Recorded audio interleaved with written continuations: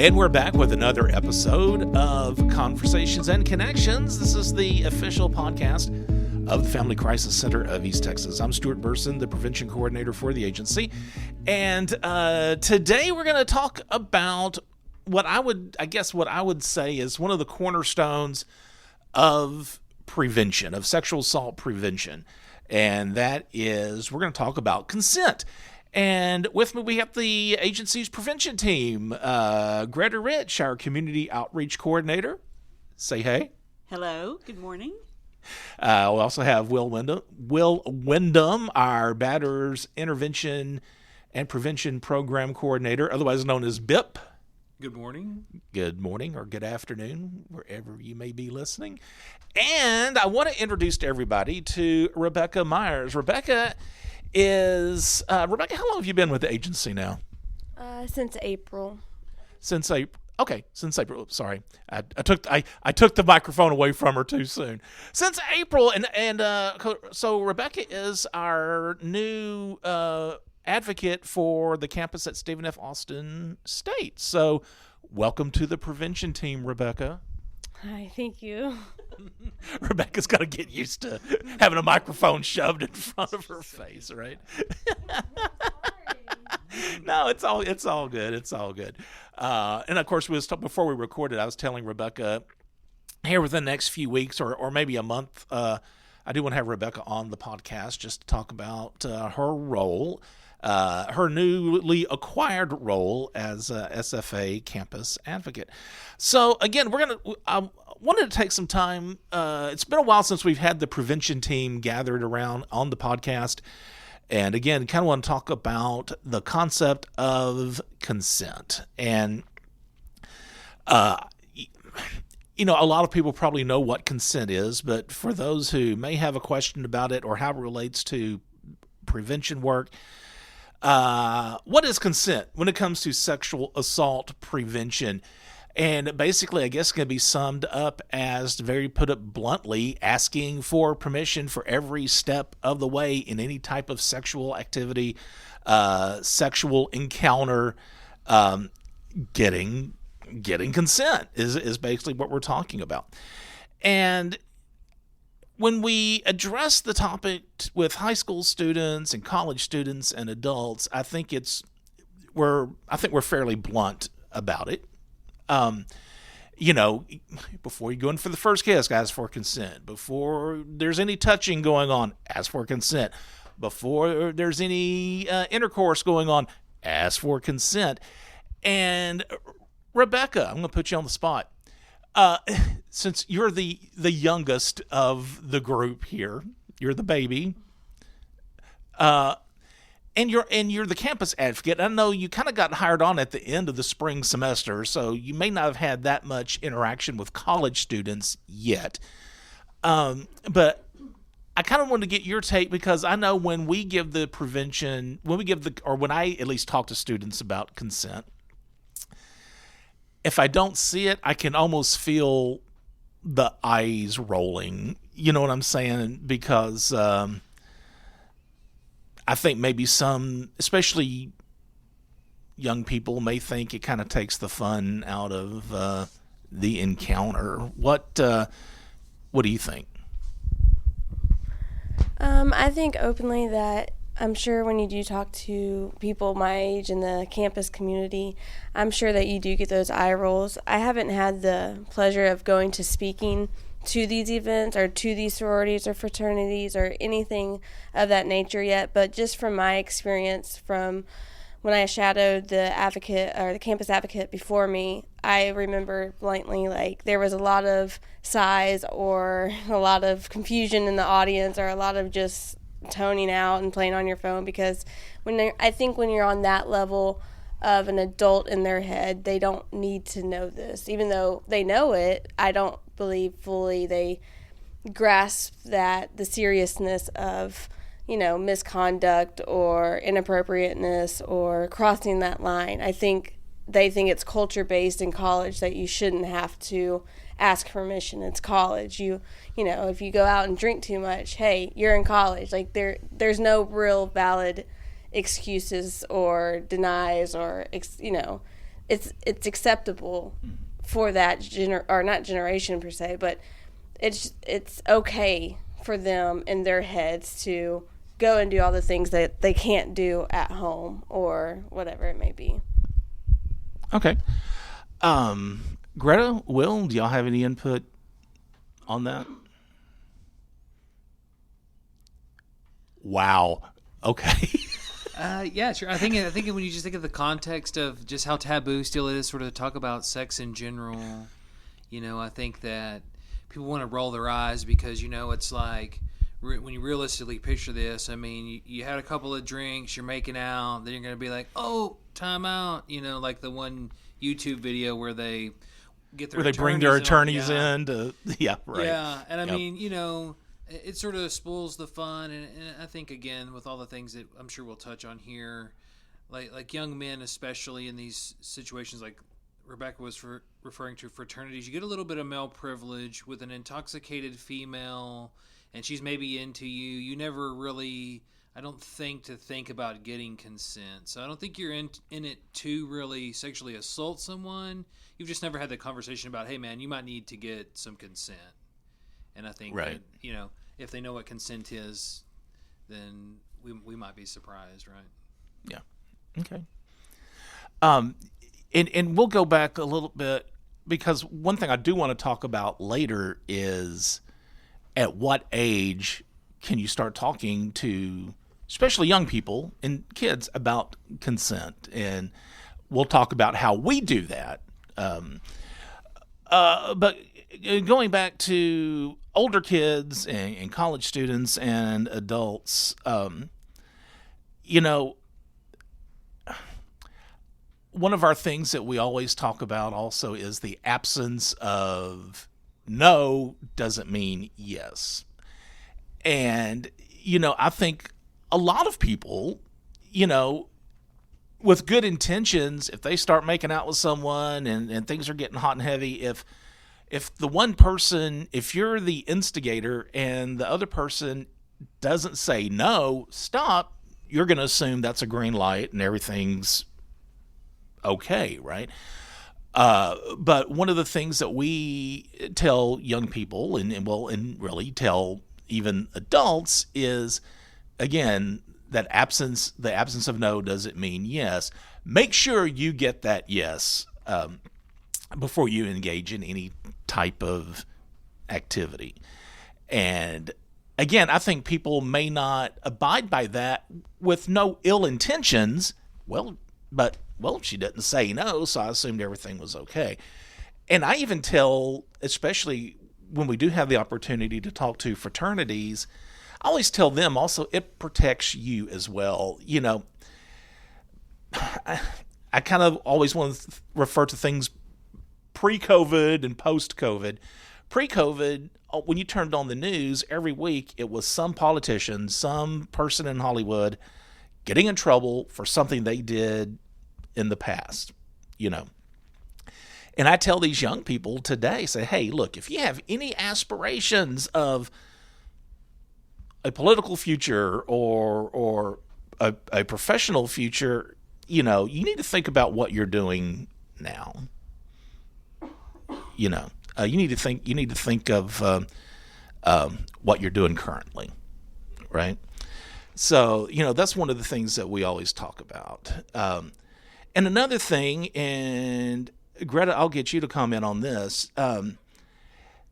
We always talk about getting consent. Get consent. And I'm not trying to be stereotypical or assign gender roles, but a lot of times, most of the time, that message is going to be aimed towards young men. You got to get that consent before you make your move or engage in activity. Of course, it goes the other way too. Women can be the instigator and they need to get consent as well.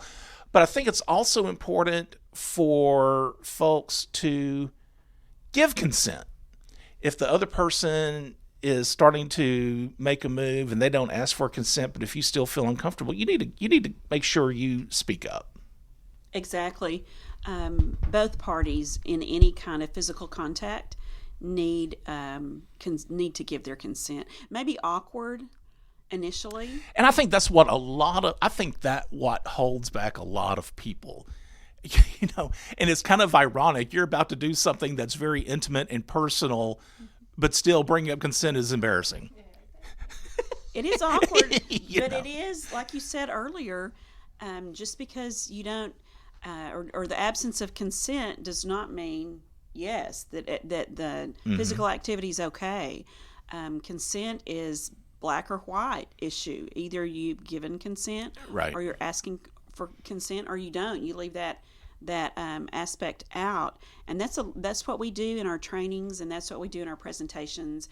Is we just open people's eyes to the fact that yes, consent is required. It is necessary for any physical contact. It is, and of course, any tabling event that we go to, amongst all of our brochures, we have, which I think is very clever, we have what we call the consent guide, which is kind of like a roadmap or a flow chart or whatever. Hey, you're with a person. Do you want to have sex? Yes or no? Well, if the answer is yes, well, then they ask you another series of questions. And if it's no, they ask you some more stuff. Now, obviously, that consent guide, we don't take it everywhere. We're not going to take it to like a middle school or whatever, but I think it's a very useful tool, especially on college campuses and any other general public things that we do. Also, it's important to face facts and to be very blunt. On college campuses, alcohol is a big part of campus life, right? And one of the other things that we point out is anyone under the influence cannot give consent, right? Even if they say yes. Anybody would like to interject? You're welcome to. So I just printed out some interesting things here. Of course, consent, it can just get so bland. Sometimes I think that you just hit a wall with consent, right? People are like, oh my gosh, consent's so boring. There's nothing really interesting about it. But there's a couple of things, right? It's not consensual if a person says out loud or indicates with their body language, no. This is coming from RAINN, which is the Rape, Abuse, Incest National Network, I think. Says yes to one thing but no to another. Okay, that's not consensual. Changes their mind from a yes to a no with their words or actions. And then, like you were just talking about, is impaired by alcohol or drugs, is unconscious or sleeping. And this is probably a big one. Is intimidated, pressured, threatened, or coerced. Right? So I think we just often don't think about those things where maybe a female is there and has her clothes off and decides she doesn't want to sleep with the guy anymore. But then, of course, you're coerced in so many ways, right? You can be. And so I think that's where some people just don't think about it. This whole just general conversation about sex in general, I know, especially with males, when I work with through BIP, they're not going to have a conversation about sex. It's sort of like, hey, do you want to have sex? And the other person's like, yeah. And it's like, okay, let's get at it. But, it's sort of like approaching a girl you like and being like, hey, you want to be in a relationship? And she's like, yeah. And you're like, well, let's get at it. It's just not going to work. You're going to have to communicate, work, talk about things. So it behooves you to have that conversation before. I mean, don't be like in the middle of sex and being like, hey, you know what? Let's have a conversation about what's cool with you, because that's not going to work either, right? So I think it's time to just sort of promote this idea, especially with the men that I see, that you might want to have a conversation because it's only going to benefit you and your partner. Right. So, well, and going kind of feeding off on all of this, the girl said yes. Well, okay. She may have said yes, but was she drunk? And one of the things that we always emphasize, if the other person is drunk or under the influence in any way of any type of substance, even if they said yes, go ahead and count that as a no. If they're obviously incapacitated or inebriated, it's just as good of a no, even if they said yes, right? And Greta and I were talking about this yesterday. I think a lot of times also in a relationship, I think it's been thrown to people, well, if you loved me, you would let me do this. And again, that's kind of guilt tripping into having someone sleep with you or whatever, right? That's coercion. Yeah. If you love me, you would do this, right? And of course, there's just, which, I think Will kind of alluded to also. There's also just the basic threats. If you don't sleep with me, I'm going to tell everyone what we've done in the past, or I'm going to, maybe even in a standing relationship. Well, if you don't do this certain act, I'm not going to let you have the checkbook, or I'm not going to, things like that. And, Rebecca, what do you think? I mean, what do you think? And I know, and I'm not, and by all means, I'm not trying to pick on Rebecca, because Rebecca's still kind of new to the prevention world, so to speak, I think, and, but I wanted you in on the conversation, because even though you may not have had yet complete formal prevention training, you still have an opinion, and you still have stuff to say. And again, I think you'll probably have more to contribute and more to say once you really get on campus and really are able to talk to some of these students. But maybe it should just be a heads up for you that you might get some pushback when you start talking to some students about consent, right? Oh, absolutely. I agree with that.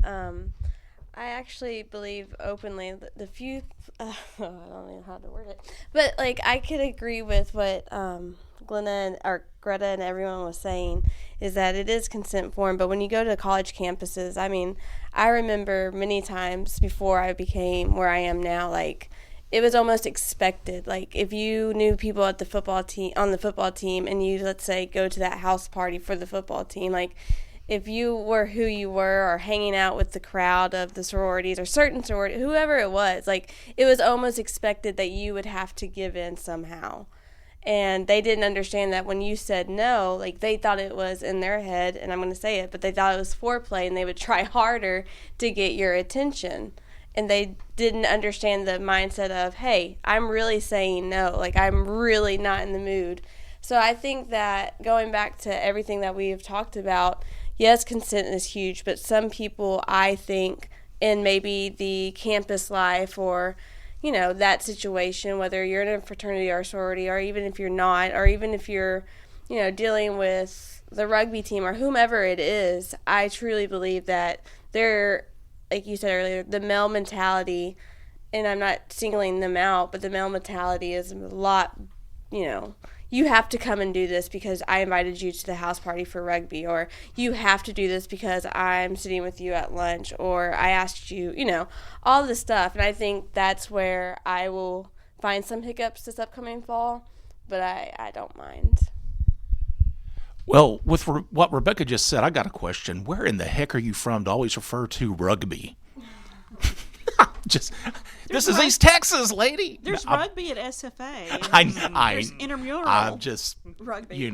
I gotta give Rebecca a hard time a little bit, because normally you think of football, baseball, then there's rugby.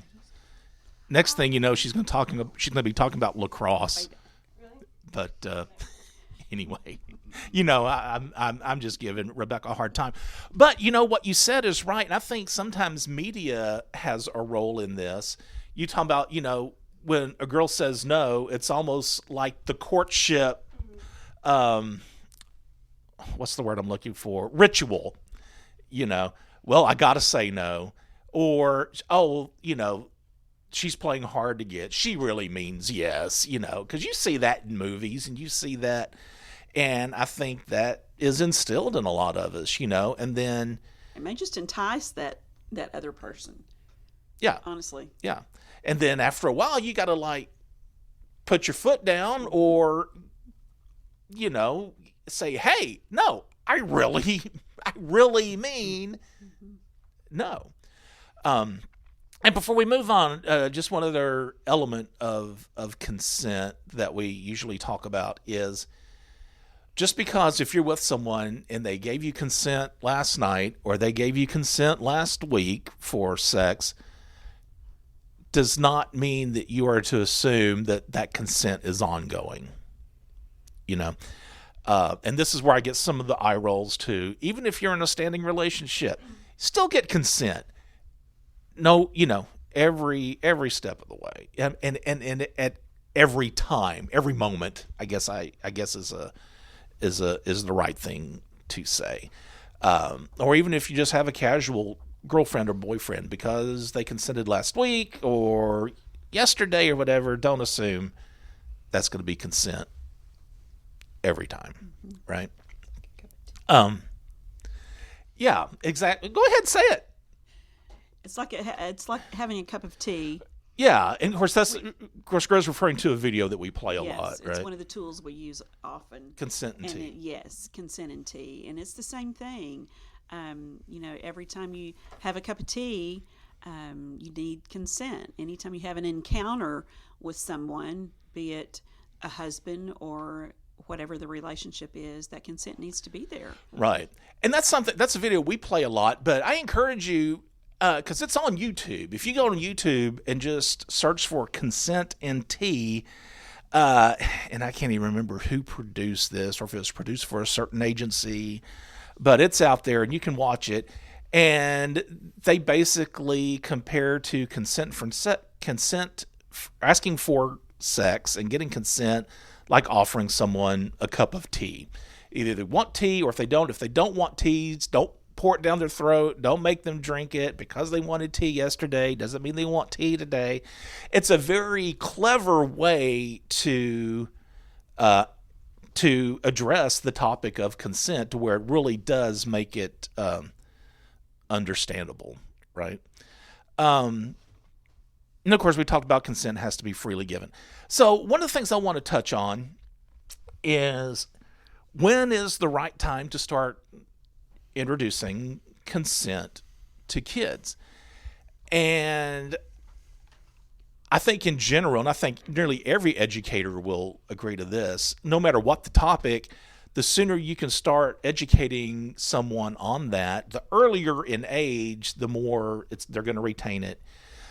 It was something that I heard, I don't know, kind of when I first started this, that as people get older, once they first, and even when they get in their early 20s, a lot of their moral compass, their beliefs and attitudes are already pretty much set, right? So if you want to start bringing the prevention message, it's better to try to do it when they're young. Now, what we do when we start talking to children about consent, obviously, we're not going to talk to children about consent before sexual activity. But you can start talking to kids about consent in the form of, well, like we have been doing stuff with the Boys and Girls Club. And we'll start talking to them about consent. And even the first and second graders, Will and I did the first and second graders at the Boys and Girls Club about a month ago. And we talked to them about getting permission before they borrow things. If they, if they want to borrow a friend's book or video game, don't just take it, but ask before you borrow something, right? And I think that's probably the simplest and the best way to introduce the concept of consent to kids.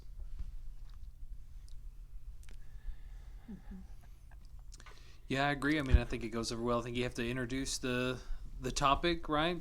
Of course, the consent here is defined as a voluntary agreement to do something. So I think you could obviously, those kids retained that. It seemed like they handled the topic well, right? It didn't go over their head. Right, and I think if that's what you do, if you start telling, borrowing things, and I think if the kids are a little older, maybe upper elementary school or whatever, you can start talking to them about ask for permission before you take someone's picture and put it on social media. And even probably young middle schoolers, you can probably introduce that concept. Just don't snap a picture and, of course, I'm going to always say Facebook, but as Greta and Will can attest to, we've been told several times by the kids at the Boys and Girls Club that Facebook is for old people. So, so It's all about Snapchat. it's all about Snapchat, TikTok, and things like that. But we do tell them, hey, ask before you take someone's picture and throw it up there on social media. It's the same thing with a hug. Yeah, and I think a lot of young children, they love to give hugs, right? Exactly. But it's really like what we've been going through with COVID. If you finally see someone, and we're free now without the mask if we choose, and where the social distancing is not as much of a thing as it has been, but I think it's just like when you run into someone that you haven't seen in a long time because of COVID maybe, and before you hug them, or you're going to each other to hug, but before you hug, you say, are you hugging? And it's the same thing with Right. COVID. Post-COVID, it's the same thing with consent. I mean, if kids be girls, two girls or two guys, whatever the gender, if you're going to hug, it's awfully courteous and necessary to Yeah. give consent Right. before you hug. Is it okay if I hug you? Sure. Are you hugging? Right. That kind of thing. Yeah. So, we'll tell kids, before you run up and give even if it's your best friend, give them a hug. Just ask them, hey, can I hug you? Can I have a hug? And, and get that response. So I think those are good points to try to get across to young children about the concept of consent without bringing a sexual content to it, And we'll also talk to them about the old family reunion and, the once a year visit from Aunt Martha or whatever. I remember, when I was a kid, and y'all may have experienced too, when you see that relative that they're your relative, but you don't really know them, and you feel pressure from your parents or pressure from grandma. Hey, go give Aunt Martha a hug, give her a hug and a kiss, or let her hug and kiss you. And I think a lot of times children may not feel comfortable with that. And I think it's important to let children make up their mind whether, and I think we can tell the kids also, it doesn't mean that you don't love them. And you can tell them, look, I know I love you, but I just don't feel comfortable giving hugs.